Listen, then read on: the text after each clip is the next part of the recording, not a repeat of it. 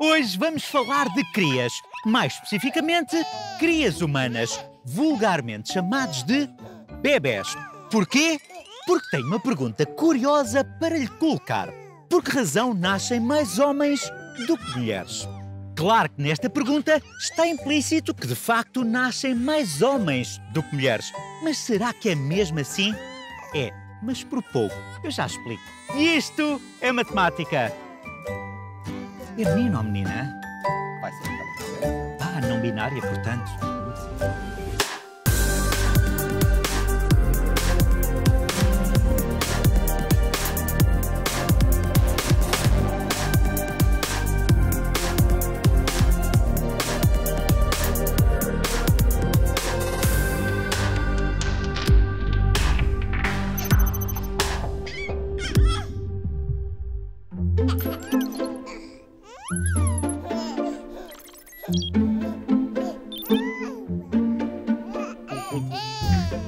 Olá, bem-vindo! Está a pensar ter um filho? Tem alguma preferência por menino, menina ou é indiferente? Se respondeu menino, tenho boas notícias para si. Posso dizer-lhe que a probabilidade está a seu favor. É verdade, se está a pensar ter um filho, é ligeiramente mais provável que seja um rapaz. Eu estou em completa contramão com esta probabilidade, já que tenho 4 filhas. Bem, 3 delas não são propriamente bebés. Ok, mas vamos à estatística. Em Portugal, nascem aproximadamente 106 meninos por cada 100 meninas. Ou seja, nascem mais rapazes que raparigas. É um facto estatístico. E assim sendo, não há razão alguma para supor que o seu caso será diferente. Quando decidir ter um filho, o mais provável é que seja menino. A estatística é baseada em factos. Ainda assim, o senso comum diz-nos ser mais natural nascerem tantos meninos como meninas. Por que será? Oh, bebezinho, quem é que é o bebê mais bonito dele? Quem é? Diz papá. Não? Mamã. Tira-me de Pitágoras? Aparentemente, conceber uma criança é como lançar uma moeda ao ar. Se um espermatozoide com cromossoma Y cortar a meta em primeiro, dá menino. Se um espermatozoide com cromossoma X ganhar a corrida, sai menina. Toda a gente sabe que é assim que se fazem os bebés. Excepto esta cegonha, que ainda não leu o memo. Só que não é bem assim. Não é bem como lançar uma moeda ao ar.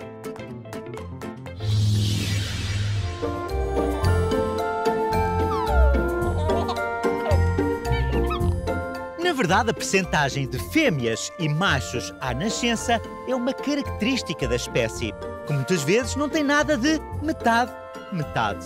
A prova disso é que há outras espécies onde a diferença é bem maior.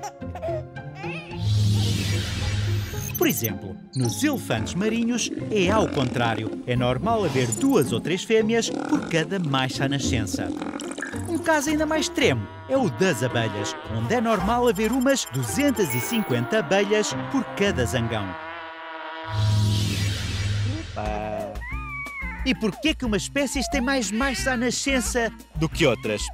Bem, a explicação para isto vem de uma área da matemática chamada teoria dos jogos.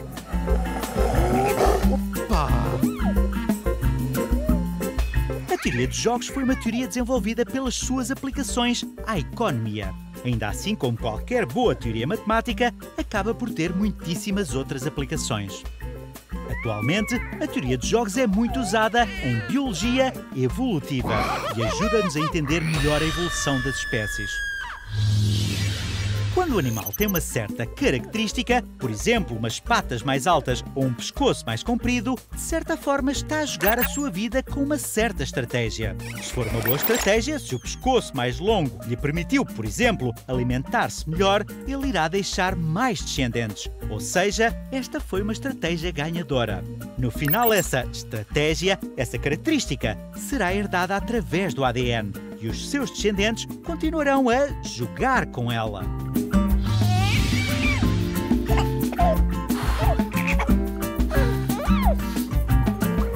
Resumindo, do ponto de vista da teoria dos jogos, a teoria da evolução de Darwin é simplesmente um enorme jogo. É a natureza a jogar com o nosso destino. De facto, a teoria de jogos mostra que há uma tendência para os tais 50-50 entre machos e fêmeas. Para perceber porquê, vamos considerar uma espécie imaginária. Por exemplo, os orelhos, em latim, orelhaços granditos. Os orelhos são bichos simpáticos, fofinhos e sorridentes. Agora vamos supor que, nesta espécie, é normal nascerem 2 fêmeas por cada macho. Esta é uma característica dos indivíduos desta espécie, digamos que é a sua estratégia de jogo. Vamos também supor que nesta espécie cada fêmea de orelhos tem, ao longo da sua vida, uma média de 10 orelhinhos. Ora, se há 2 fêmeas para cada macho, quer dizer que cada macho acasala, em média, com 2 fêmeas e tem 20 orelhinhos em média. Lógico. Mas agora vem a parte mais curiosa. É que, nesta espécie, se um orelho gera um orelhinho fêmea, em média, essa filha dar-lhe-á 10 netos. Mas se tiver um orelhinho macho, ele produzirá, em média, 20 netos. Agora imagine que há um orelhão que possui uma mutação genética, que lhe dá uma tendência para ter mais filhos machos do que o usual, 2 fêmeas por cada macho. Neste caso, e como cada macho gera 20 filhos, este orelhão terá, em média, mais netos que os outros. Ou seja, ele deixará mais descendência e, portanto, esta característica terá tendência para se generalizar nas gerações futuras. Espero que tenham gostado dos nossos orelhinhos. Ou seja, se numa determinada espécie houver uma tendência para haver mais fêmeas do que machos, então, por seleção natural, essa diferença tem tendência a diminuir. E claro que o mesmo argumento é válido numa sociedade onde a regra seja nascerem mais machos do que fêmeas. Resumindo, sempre que há um desequilíbrio entre machos e fêmeas à nascença, por seleção natural, esse desequilíbrio tende a ser corrigido. E é por isso que é tão frequente haver espécies onde a distribuição entre machos e fêmeas anda perto dos 50-50.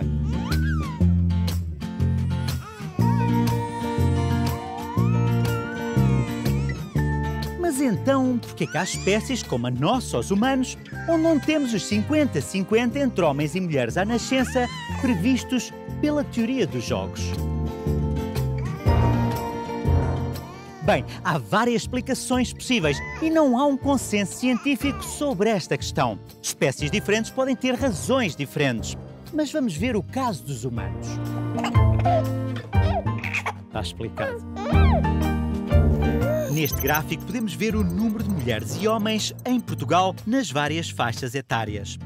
Nos 0 aos 4 anos, temos mais meninos que meninas, o que é normal. Se lembrarem o início do episódio, eu disse que há, de facto, mais meninos que meninas à nascença. Por outro lado, aqui mais na faixa dos 60 aos 64 anos, já temos muito mais mulheres que homens. Porquê? Bem, porque os homens morrem mais cedo. Mas agora reparem nas faixas dos 20 aos 30. É precisamente nestas faixas onde vemos a menor diferença entre o número de homens e mulheres. Ou seja, a distribuição entre homens e mulheres mais perto dos 50-50 está no período mais fértil. Coincidência ou talvez não? Conclusão.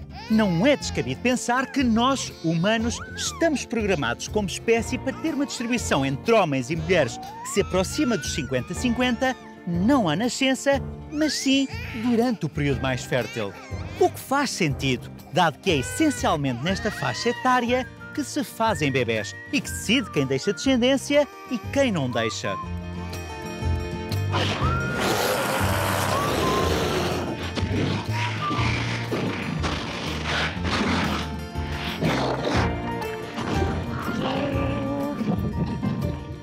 A natureza tem razões que o próprio coração desconhece. E isto é matemática, é, não é? Pois é. Deixa, vá, nem todos podem ser tão bonitos quanto eu. E tu pelo menos já vês com dentinhos, não é? Oh, não morde.